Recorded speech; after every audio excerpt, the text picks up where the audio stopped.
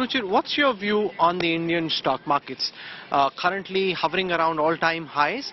A lot of market analysts are speaking about how 100,000 is only a matter of when, not if. And if it is, when do you actually see it happen? It's a matter of time, right? Because like over time, the Indian stock market in dollar terms has given you a return, of around 10-12% or so every year. And so in like inflation adjusted terms too, the Indian stock market has been the best performing emerging market really over the last 20 years or so. So I'd say that India has got a very good track record of creating great companies and also of delivering very high returns. When I had done my last analysis nearly a year ago, when India was about to turn 75, I had then projected that the Sensex would hit 100,000 within a decade. So I think that that is a pretty, I'd say that's a pretty reasonable assumption. I mean today, just to put this in perspective, in terms of how much there is upside potential in India, the entire stock market of India, if you look at the stock market worth, is the same as the market cap of one company in the US, which is Apple. Sure. So I'd say that there's ample potential for the Indian stock market to do well. The issue is the pace at which it does well. It is today, India is also the most expensive emerging market in the world today. It's the most expensive. So that is coming back to my original point that expectations out of India today are very high. Those expectations are reflected in the valuations of the stock market. Now the time has come for the delivery in terms of numbers. We need the numbers to come through. We need FDI in India to get to 2 to 3% of GDP. We need private investment in India to pick up because there's only that much the government can do. The government's gone ahead and done a huge amount of spending on the infrastructure, which is very visible in India as you travel across the country. But I think that now we need the delivery. So you can say that we are cruising at a good altitude, but now to get to the next level is what the world is expecting of us, what many Indians are expecting of us. That is where now we need to see the airlift to happen. One of India's big advantages at this moment is that it has a young population. China's population is in decline, the country is aging. But we're also in the age of artificial intelligence where there are reports which say that 300 million plus jobs would be automated. Does this then put India in a very precarious position where you have a lot of young people entering the working age population, but this is also a time when jobs per se won't be increasing at the speed at which they were in the past? This jobless threat coming from automation, AI, firstly, let's acknowledge, has been grossly exaggerated because these projections have been around for the last 5-10 years. I can go back to past eras to when this has happened. What is the ground reality? Take India aside for a second. The global unemployment rate today is extremely low. In the US, we have an unemployment rate of only 3.5% just now.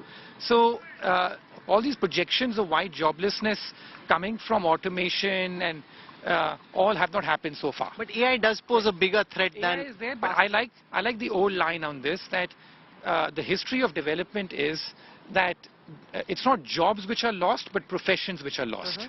So we will see a big professional churn, which is that some professions will go out of business. But I always believe that there will always be jobs around. We have seen massive revolutions in the past. We have seen horse carriages being,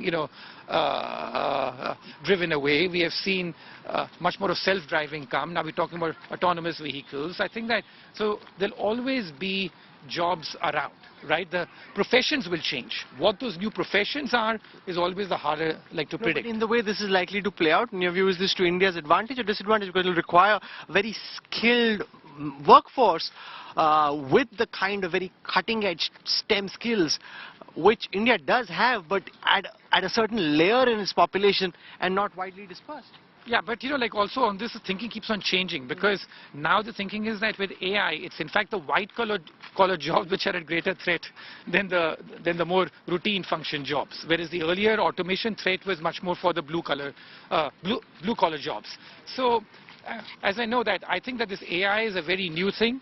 We don't know as yet what the outcome's going to be, but I remain relatively optimistic that that humans know how to navigate these issues, and at the end what you will see is that some professions will be lost, but jobs will remain. The bigger challenge is, of course, for places like India and places like even China today.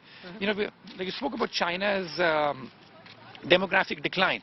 But the most shocking statistic about China today is that the youth unemployment rate in China today is over 20%. So I want to come to China. I just want to show our viewers as we walk around Central Park. They're playing baseball. You've picked up, you play any ball? I'm still a cricket lover. I saw lots of cricket balls in your house. Let's spend a moment on China. Now, a lot of the analysts were talking about how the Chinese economy would bounce back on the back of the pandemic. And recent growth numbers from China seem to suggest that corporate growth is struggling and that isn't happening. Is China facing a temporary blip, or is it looking at a new normal? It's very different from what they've seen in the past 30 years. Yeah, I think China's growth rate has been slipping consistently already over the last 15 years. So, you know, in the 2000s, the Chinese economy grew at a rate of 10%. Last decade, the economy grew at a rate of 6%. I think in the coming decade, my projection is that the Chinese economy will grow at a rate of 2.5 or 3% every year. So these are... So you're far more bearish than a lot of people here. Yeah, I mean, I've been so, but again for some very fundamental reasons, that China's population growth today is declining. In the history of economic development, there has never been a country that has been able to grow at a rate of even 2% when the population growth is declining. This just hasn't been an instance. So that's one. Two, that China's debt level today, if you look at its total debt level today, is higher as a share of its economy than even the United States. So it has already spent a lot of its bullets. So I think that those demographic and debt kind of dynamics is something which is likely to handicap China's economic growth rate, and so therefore I don't see the Chinese economy on a trend basis growing at a rate of more than 2.5–3%. This year it's expected to grow at 5%, but that's as per official data, and I think that, and also because it's rebounding from a very low base of last year, but a 2.5–3% type of growth rate for China is what I think is more realistic.